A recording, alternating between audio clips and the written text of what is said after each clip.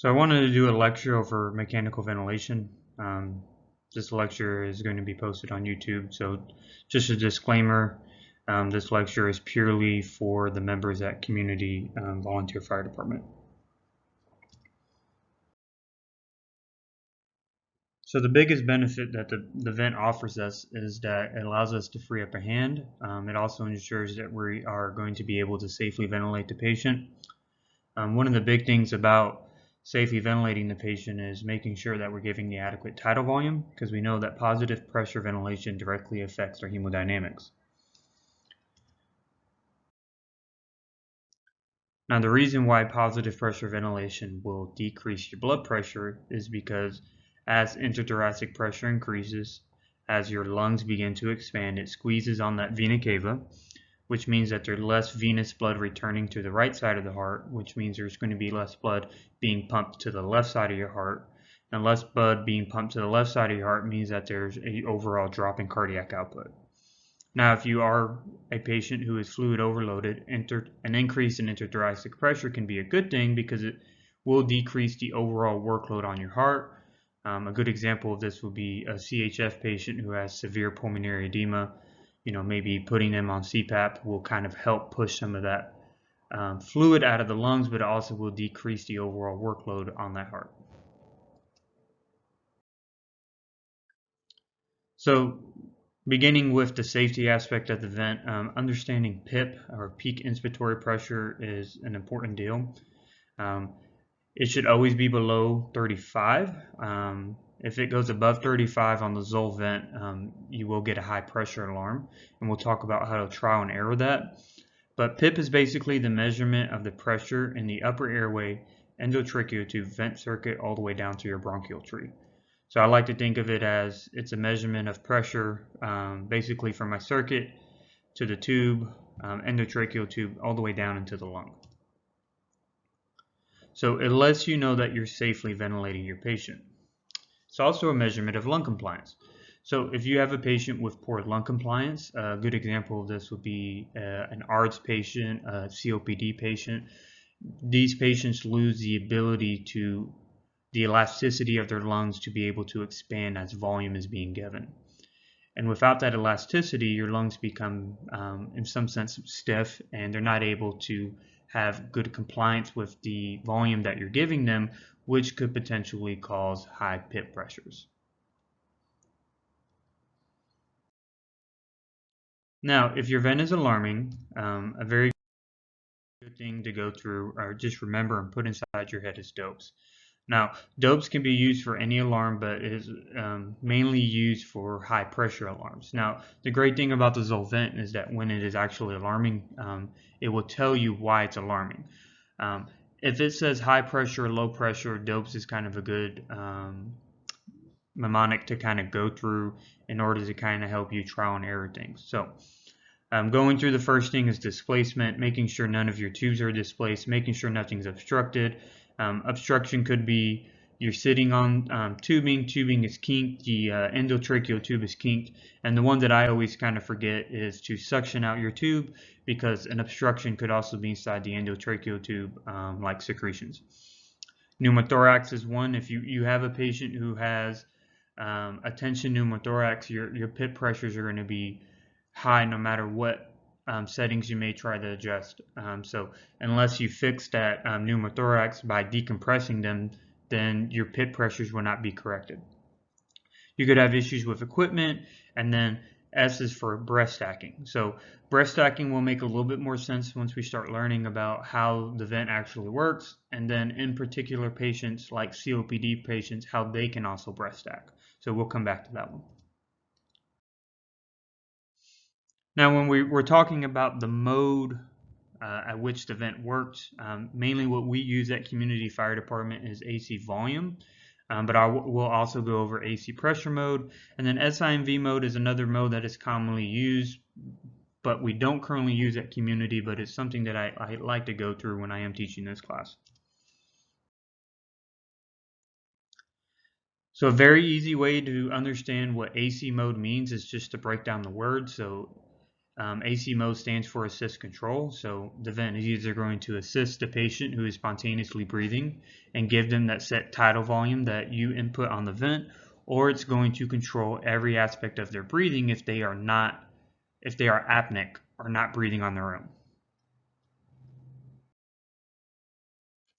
Now this graph kind of helps paint a picture of how AC mode works. So on the top left-hand corner, you see the tidal volume is set at 500. The very first cycle, the patient is not initiating their own breath, so they're getting that tidal volume of 500. The last two cycles, the patient does make an attempt to take their own breath, and they still will get that set tidal volume that you input on the vent. So regardless of if they want to take their own breath or not, they're still going to get the tidal volume that you set. Now the biggest difference between volume and pressure mode is in volume mode, you're setting the tidal volume and the pips will vary, okay? In pressure mode, you're setting the pressure, but the tidal volumes will vary, okay? Now the reason why the tidal volumes vary is because it's dependent on your pulmonary and thoracic compliance. In other words, your tidal volumes could be different with each respiratory cycle.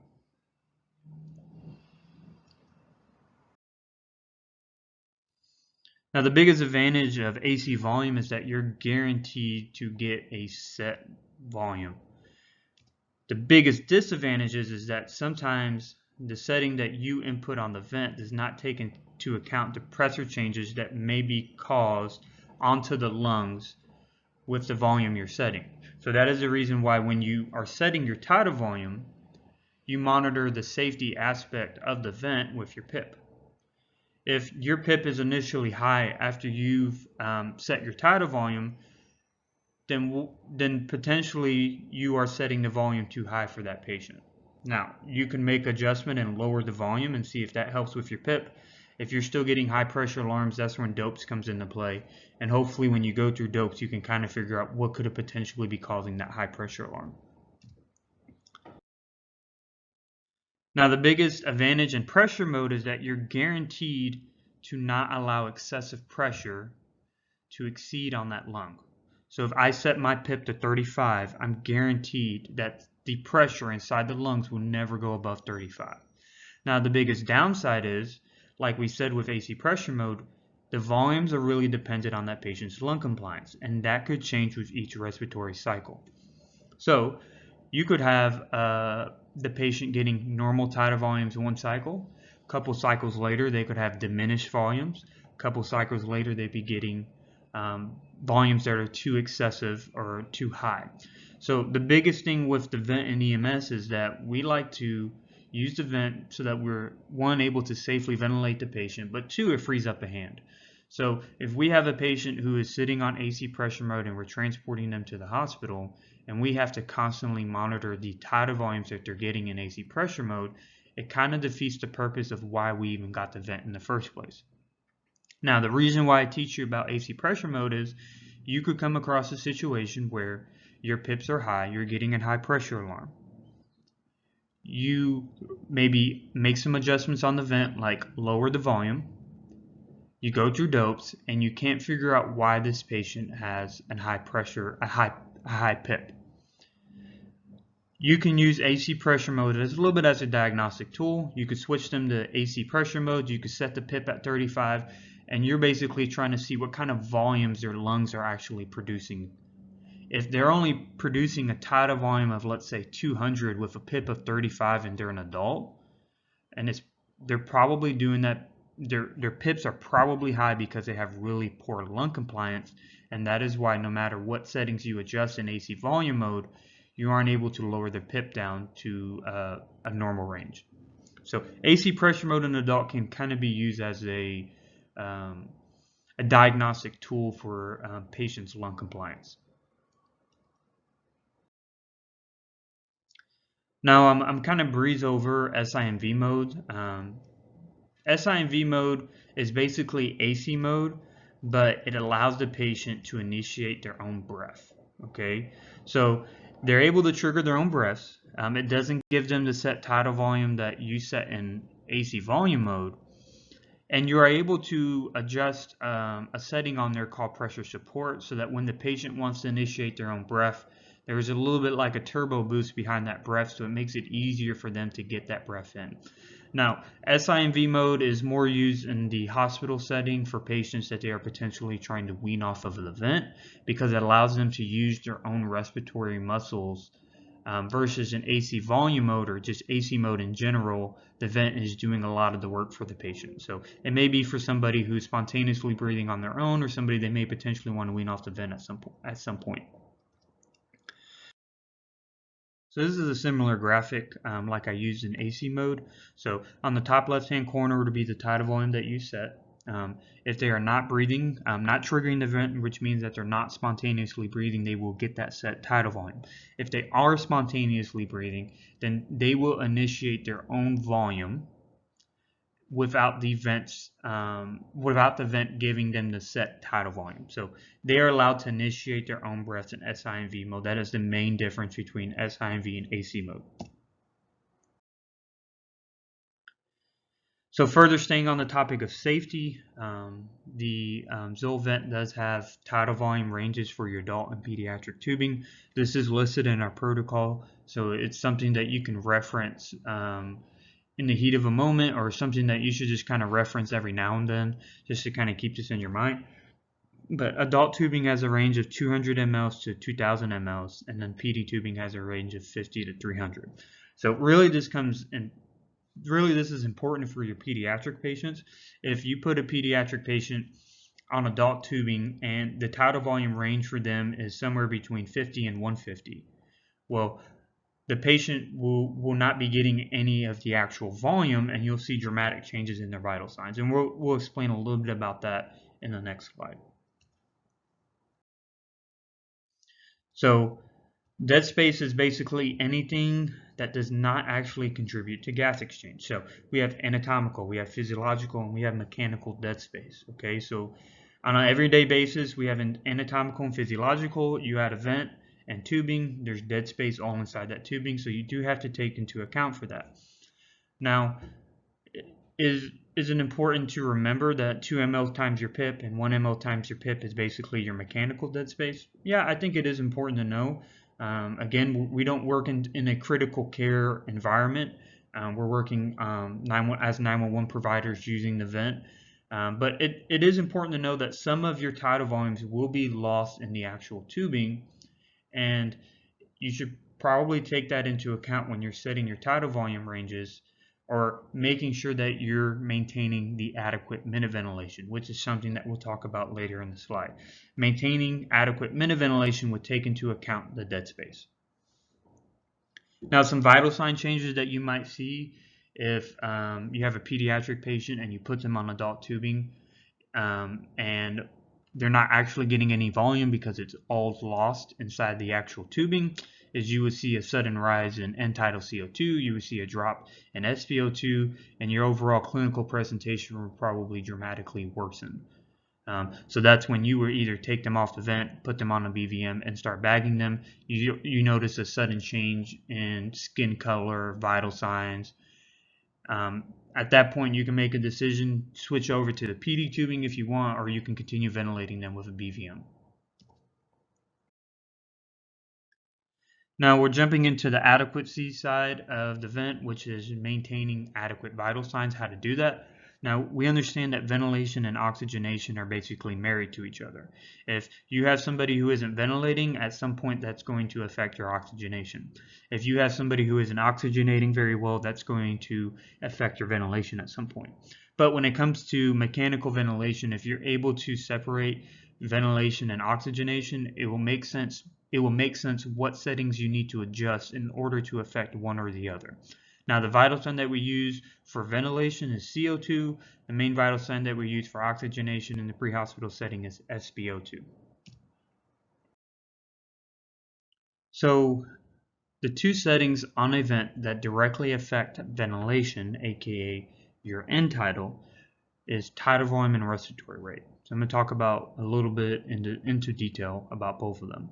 So your tidal volume is based off of your ideal body weight, and your range is between 5 to 8 mLs per kilogram of ideal body weight. Now, the reason we use ideal weight is because just because you weigh more than somebody else that is the same height as you doesn't necessarily mean the anatomy of your lungs changes based off of your weight. So we use a chart on our vents, and the reason why that's there because there is a math formula to being able to get the actual tidal volume, but nobody wants to do math in front of a patient, which is why we put the charts on there, which we'll go over on the next slide. Your respiratory rate is anywhere between 12 and 16, but obviously can increase as needed in order to increase the minute ventilation. Minute ventilation is the volume of air that is being delivered per minute, and your tidal volume and your respiratory rate both directly affect your minute ventilation. Normal minute ventilation for an adult is 4 to 8 liters a minute.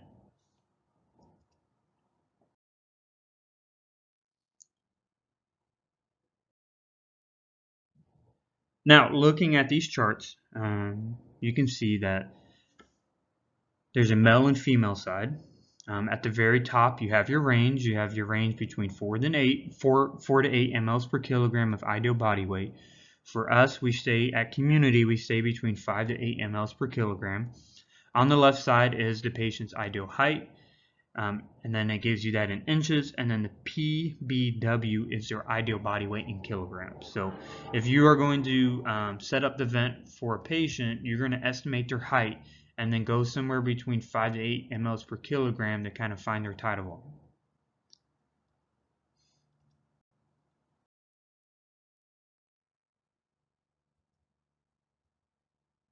The two settings that will directly affect oxygenation are your PEEP and your FiO2. Initially, your FiO2 basically is a fraction of inspired oxygen. So initially, I would recommend setting your FiO2 at 100%. Your PEEP will automatically default to 5.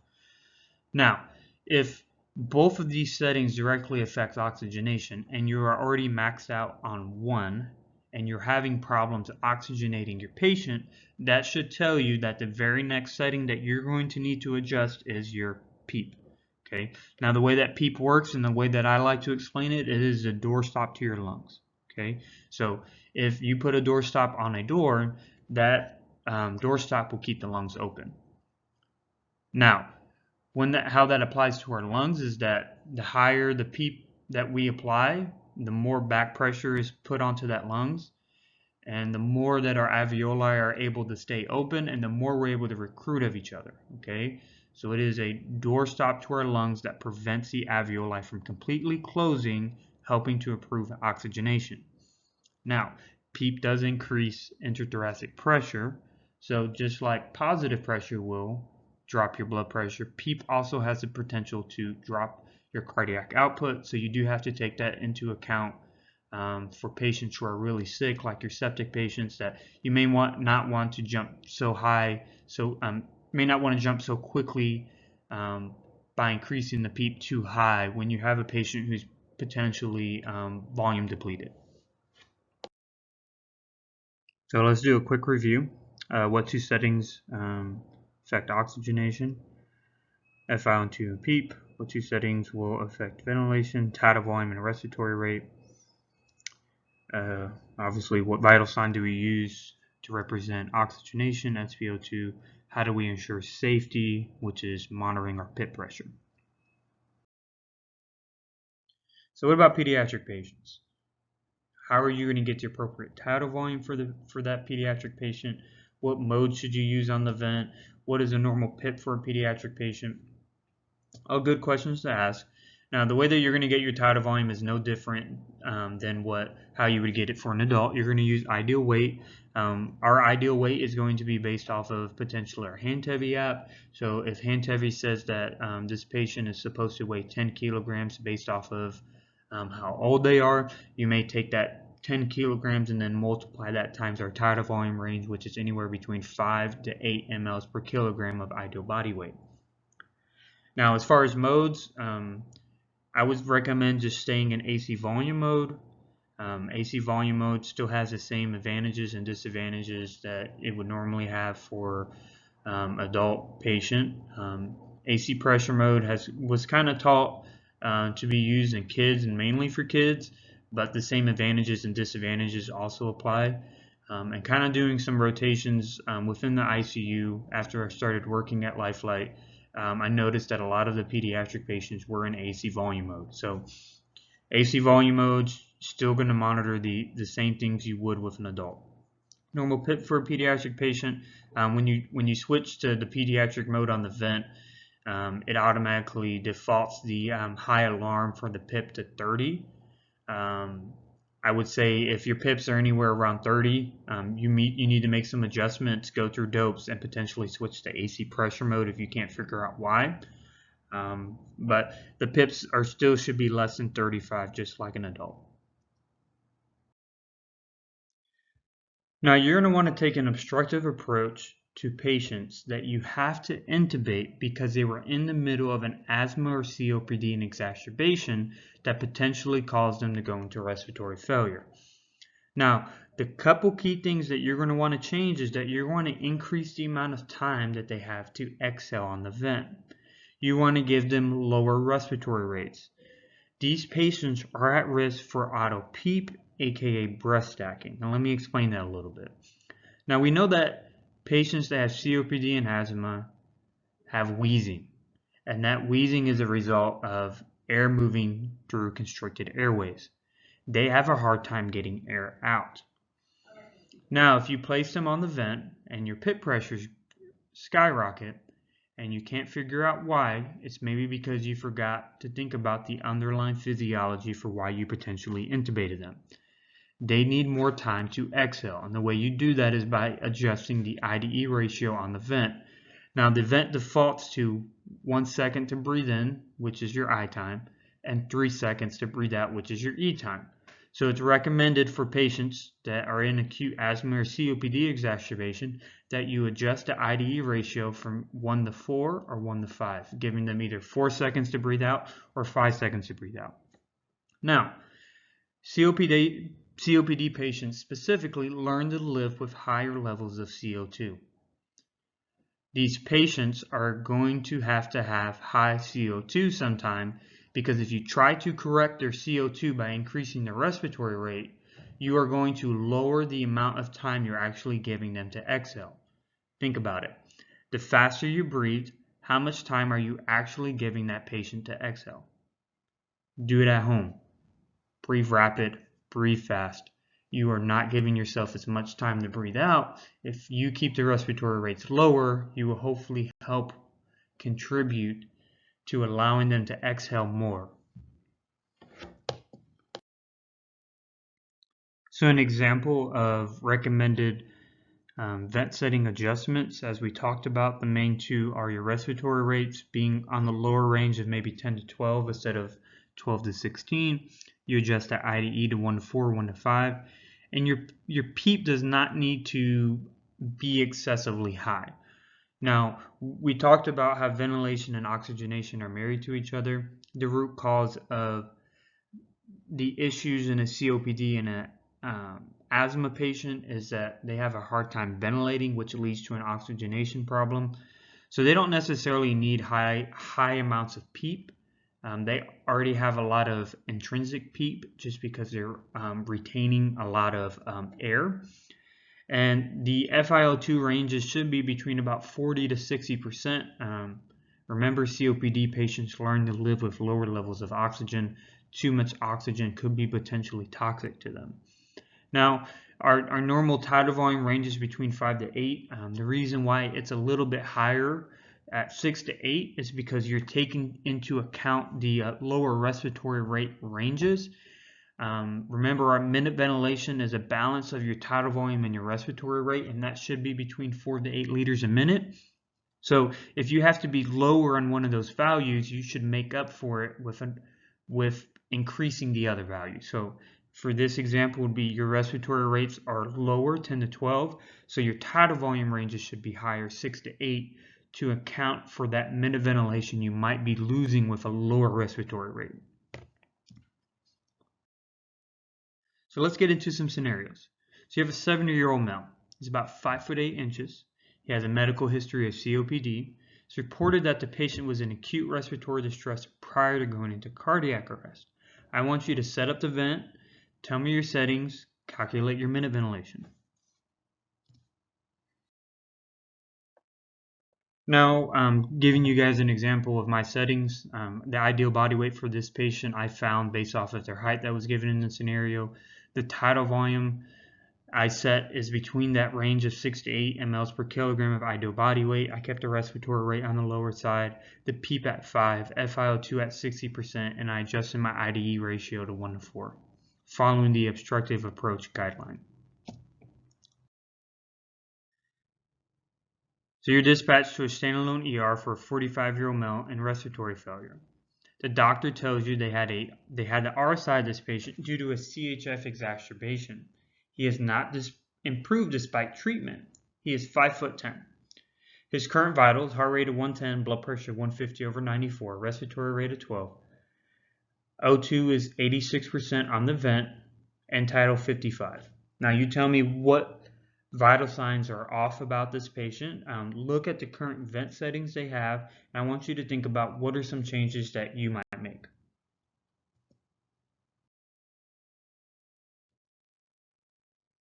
So the answer to that is you want to increase the PEEP. This patient is fluid overloaded. You want to give them more PEEP, which will help improve oxygenation. You can slightly increase the respiratory rate to help lower that end tidal, which was 55. So you are correcting the oxygenation and the ventilation issue.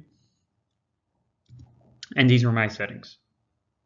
They do not have to be exactly what you put, but just to give you an idea of hopefully you're on the same track or on a similar track that I am. The key thing is knowing that you need to adjust the PEEP and the respiratory rate. So you have a 40-year-old male involved in an auto PEP. You're going downtown. You have a sudden rise in PIP. Those are your vent settings prior to transport, and then those are your vent settings during transport. Your PIP went from 20 to 50. So what you should do, and you need to do dopes, okay? So you need to rule out that there isn't potentially something else that's causing that PIP pressure or that vent to alarm high pressure. Hopefully when you get down to the pneumothorax, you can evaluate the clinical signs and symptoms of a tension pneumothorax. And if you believe that was the issue, which it was in this case, you could decompress that chest, which would hopefully correct the high pressure alarm, aka the high PIP. So CPAP stands for continuous positive airway pressure. It prevents the alveoli from completely collapsing during your exhalation phase. Now, we know that positive pressure increases interthoracic pressure, and as we talked about earlier in the video, this will help reduce the amount of blood coming back to the right side of the heart, which would help reduce the amount of blood backflowing into the lungs, aka pulmonary edema, and would also help decrease the actual workload on that left ventricle. Your settings are PEEP and FiO2. Now we know that both of those settings on an intubated patient improve oxygenation, and that's the biggest benefit of CPAP. Now, the biggest disadvantage of CPAP, it's not good for patients who are too tired and too fatigued and cannot overcome that continuous pressure that's blowing on their face. Now, BIPAP has two pressures, and it works when the patient wants to take a breath in. BIPAP works with the patient versus CPAP is just that constant continuous flow. BIPAP is good at helping with ventilation and oxygenation, as in CPAP is mainly good for oxygenation. Now the two pressures that you have in BIPAP are your inspiratory positive airway pressure and your expiratory positive airway pressure. Think of expiratory positive airway pressure as your PEEP. The IPAP should always be twice the amount of the EPAP. So the difference between the two numbers can never be less than 5. EPAP, as we talked about, which is PEEP, helps improve oxygenation, and the IPAP will help improve ventilation. Now the difference between the two numbers, the two pressures, the IPAP and the EPAP, is your pressure support. Now this is something that the Zoll Vent will not provide you. This is something that you have to remember. Now I said that the difference between the two numbers, the IPAP and the EPAP, can never be less than 5. That is because the pressure support is actually what helps decrease the overall workload on the patient's breathing. The higher the pressure support, the less the patient has to work to breathe, aka the bigger the difference between the two numbers, the more support that patient gets when they want to take a breath in, which helps lower their overall work of breathing. So for example, our protocol, you start off at an IPAP of 10 and an EPAP of 5. Your pressure support is 5. Now, say you have that patient who is fatigued, who is still working hard to breathe, and you want to give them more support so that when they go to take that breath in, there's a little bit more of that turbo boost behind their own spontaneous breath. So you make the difference between the two numbers bigger. So now instead of 10 over 5, maybe you're at 15 over 5, and now your pressure support is 10. That is the basis of BIPAP. Now, let's talk about if you have a patient who you need to improve oxygenation and ventilation. Now, the difference between the two numbers is the pressure support, and we said that can never get less than 5. So let's say you want to start your PEEP at 7. Say you just want to give them a little bit more improvement in oxygenation by increasing PEEP. Now, whatever you do to EPAP, you must do to IPAP. So if our protocol, you start off at IPAP of 10 and EPAP of 5, but I wanted my PEEP to be 7, so you would have to increase the IPAP by 2 if your intentions are to increase the PEEP by 2 in order to get it to 7. So for example, instead of being at 10 over 5, maybe I'm at 12 over 7. That still maintains my minimal pressure support of 5, but now I'm helping improve oxygenation by increasing my PEEP to 7. And just like CPAP, you can increase the FiO2 on BiPAP, which should already be set to 100%. So as we talked about earlier, if your FiO2 is 100% and you're having problems with oxygenating the patient, then maybe you need to increase the PEEP, and that is how you do that.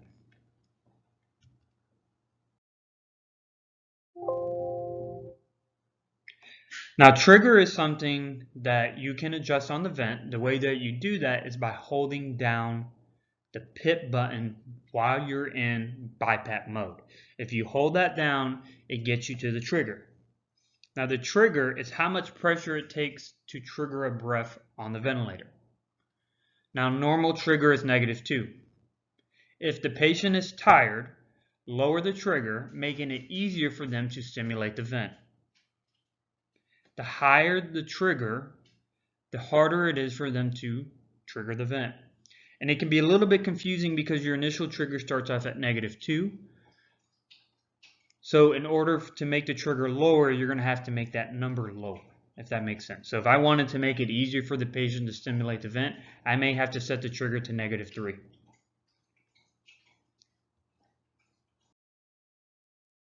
If you have any questions, the people who are a part of this department should know how to contact me. If you're somebody who's not part of this department and has happened to sit through this entire video, you're more than welcome to email me or shoot me a text with any questions.